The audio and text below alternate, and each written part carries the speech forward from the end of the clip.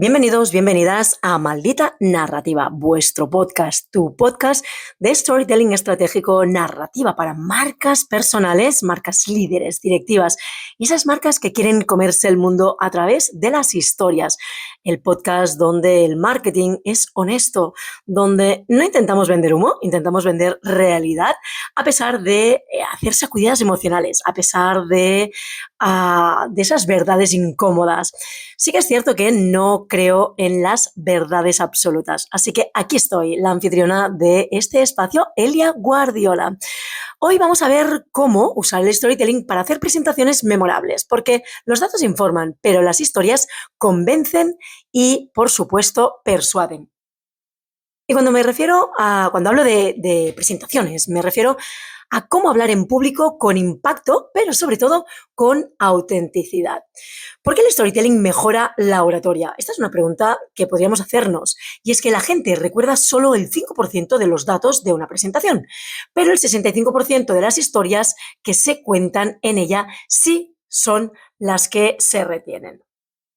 Por ejemplo, Steve Jobs usaba historias personales en sus discursos para hacerlos inolvidables. Y aquí te suelto una reflexión. ¿Tu manera de hablar en público se basa en datos o en historias que generen impacto?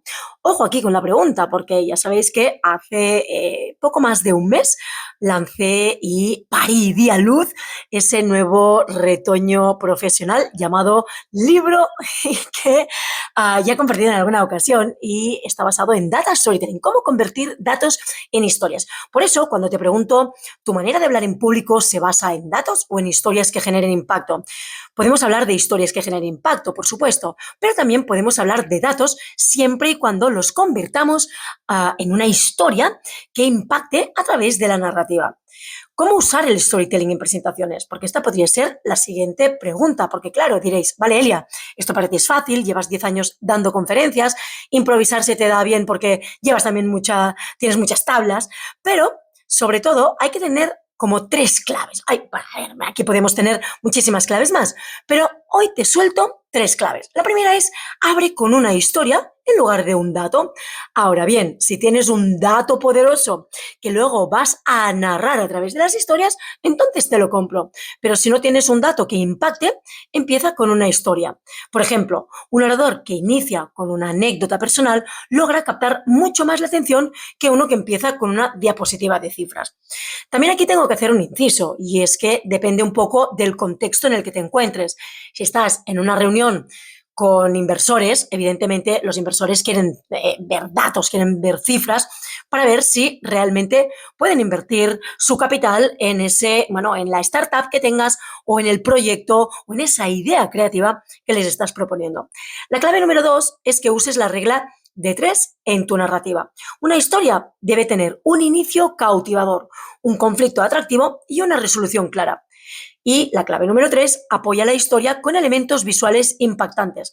Evidentemente, aquí en este caso, en mi caso es un podcast, por lo tanto no hay diapositivas. Esto no es un video podcast, sino un podcast simple y llanamente de voz, ¿vale? De audio. Pero si estás en una presentación, en una reunión, si estás en una conferencia, ahí sí puedes apoyarte con diapositivas. Pero, súper importante, no hagas nunca que las diapositivas tengan más peso que tu voz, que tu mensaje. Las diapositivas son un punto de apoyo, pero jamás son las protagonistas de tu discurso. El paso número 3, en este caso, tiene que ir también, si hablamos de diapositivas, las diapositivas lo que te recomiendo es que sean visuales, que no tengan mucha chicha de texto, mucho contenido de texto. Tiene que ser visual, tiene que ser atractivo, tiene que ser impactante, ¿de acuerdo? Pero nunca la protagonista de tu discurso. Si hablamos de pasos para implementarlo, pues aquí te traigo algunas acciones que te recomiendo. La número 1, piensa en una historia que puedas usar para tu próxima presentación. En segundo lugar, practica contarla en voz alta con énfasis en la emoción y el ritmo. Aquí también te recomendaría que te grabes con diferentes tonos de voz, con diferentes énfasis depende de qué punto del discurso, diferentes emociones, diferente ritmo, diferentes espacios de silencio estratégico. Y cuando te escuches, verás cuál de las versiones que has grabado es más poderosa para el público que vas a tener en ese discurso. Porque no es lo mismo un público emprendedor que un público líder, que un público que son inversores, que un público de Ecuador o un público de España. Al final, pensad que cada persona tiene sus propias necesidades, sus retos, sus inquietudes. Por lo tanto, el público que tengas delante tiene que ir en consonancia con el tipo de mensaje que vas a proyectar y, sobre todo, el énfasis en la emoción y el ritmo que les expongas. En tercer lugar, ajusta el contenido de tu presentación para incluir menos texto y más elementos visuales, que es lo que te estaba contando en el punto de no depender solo de diapositivas. Y finalmente, prueba a iniciar tu próximo discurso con una historia en lugar de contar datos, que es lo que te estaba contando al principio. Datos o definiciones muy técnicas. Piensa otra cosa. El kit de la cuestión o el problema que cometen muchísimos profesionales es hablar con tecnicismos, con anglicismos, y damos por hecho que el público que tenemos enfrente o incluso un posible cliente sabe exactamente qué significan esos tecnicismos o esos anglicismos. Error garrafal. Porque nosotros sepamos qué significa, nosotros somos expertos, somos profesionales, estamos especializados en aquello que nos dedicamos, pero nos están contratando o nos quieren contratar o nos quieren comprar precisamente porque somos, en este caso, mejores que ellos o sabemos más que ellos. Por lo tanto, no necesariamente esas personas tienen que saber qué significa ese tecnicismo o ese anglicismo. Así que huye de los tecnicismos y anglicismos, a menos, claro está, que quieras utilizar esa palabra y automáticamente definas, describas qué significa, para que esa persona que te está escuchando no desconecte en el segundo después de haber escuchado ese tecnicismo o anglicismo. Pero claro, llegamos al punto de la autenticidad. Aquí es una de las cosas que me gusta, sobre todo, hablar de ella, ¿no? Cuando hablamos de la oratoria o cómo hablar en público. Porque si hablar en público es importante, el arte de la comunicación auténtica va de la mano. Son primas hermanas, o te diría más, es que casi son parte de un mismo ser. También quiero hablaros de esto, de cómo la autenticidad en la comunicación genera confianza, fideliza audiencias y nos permite diferenciarnos en un mundo saturado de información, de infoxicación y de mensajes superficiales. Porque cuando eres genuino, las personas lo notan, se percibe. Yo creo que siempre me gusta decir que para mí la pasión es como el mejor virus del mundo, ¿no? Se contagia, se transmite. Y cuando no eres auténtico, no eres honesto, no eres transparente, también se nota. ¿Pero por qué la autenticidad es clave en la comunicación? Pues fijaos, el 86% de los consumidores dice que la autenticidad es clave a la hora de decidir qué marcas seguir y comprar. Un ejemplo real sería otra vez Patagonia. Hablo mucho de ellos, pero la verdad es que es una marca que no solo habla de sostenibilidad, sino que toma acciones concretas como donar todas sus ganancias a causas ambientales. Bueno, aquí podríamos escudriñar un poquito, no creo que todas sus ganancias, pero probablemente una gran parte de ellas. La reflexión aquí es si estamos comunicando lo que realmente somos o lo que creemos que la gente quiere escuchar. Vuelvo a hacerte la pregunta. Ahí ya, hablándote a ti personalmente, ¿estás comunicando lo que realmente eres o lo que crees que la gente quiere escuchar? Pero claro, me diréis, vale, Elia, es que esto, ¿cómo ser auténtico en nuestra comunicación? Pues aquí tengo que recomendarte varias cosas. Uno, usa tu propia voz y estilo. No intentes ser otra persona, de verdad. Las mentiras tienen las patitas muy cortas. Internet está al alcance de todo el mundo. No copies a otros. Inspírate si quieres, pero encuentra una forma de comunicarte que refleje tu personalidad. Pero sobre todo, asume que no vas a gustar a todo el mundo. Cuando empezamos, los emprendedores siempre nos pasa lo mismo. Intentamos gustar a todo el mundo. ¿Por qué? Pues porque tenemos que captar clientes, tenemos que tener clientes, tenemos que facturar, lógicamente. Aquí hay que comer cada día y pagar facturas. Pero al final te das cuenta de que es mejor comunicar de forma auténtica y gustar a unos pocos que gustar a todos o no gustar a nadie o al final no gustarte a ti mismo por intentar ser la copia barata de otra persona. En segundo lugar, yo aquí te recomendaría que compartas tu historia con transparencia, con honestidad, sin tapujos, de verdad. No solo hables de los éxitos, muestra también los aprendizajes, los desafíos, los retos, tus inquietudes, tus jodiendas, esos fracasos hechos aprendizaje. Hombre, no los cuentes cada día, pero de vez en cuando cuenta algún fracaso hecho aprendizaje.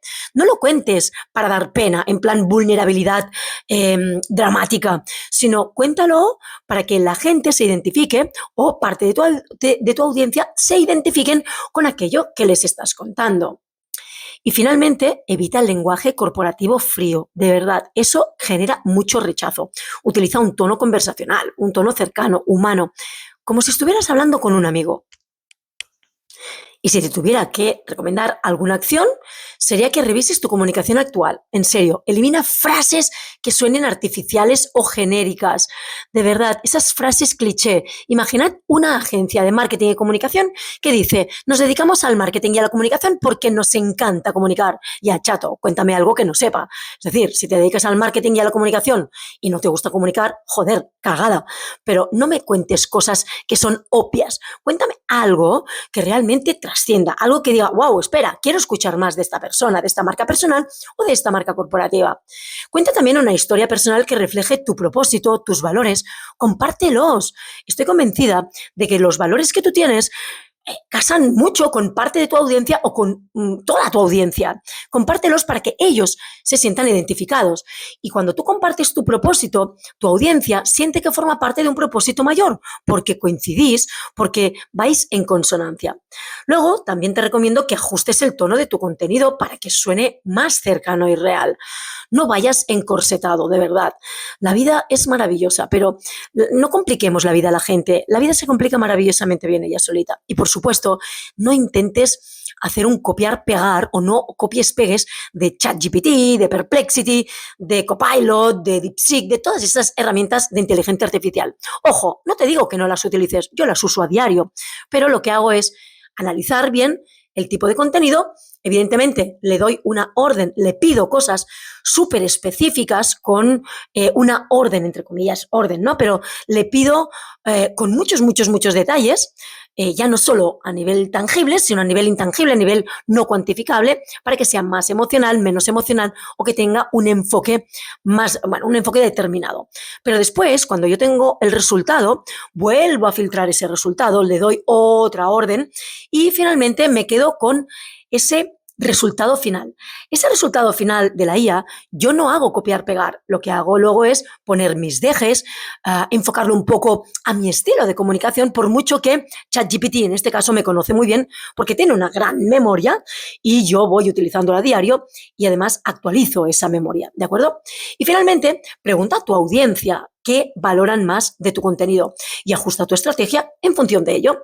No está mal preguntar a la audiencia. De hecho, aquí consigues dos cosas. Una, si preguntas a la audiencia qué valoran más de tu contenido o, imaginaos, ¿no? Pregúntales, haz una encuesta con 3 contenidos que a ti te gustaría compartir y que ellos decidan cuál es el que más les interesa. Aquí les estás diciendo a la audiencia, uno, que te importa su opinión y dos, te están ayudando a decidir qué tipo de contenido puedes compartir la semana que viene o el mes que viene.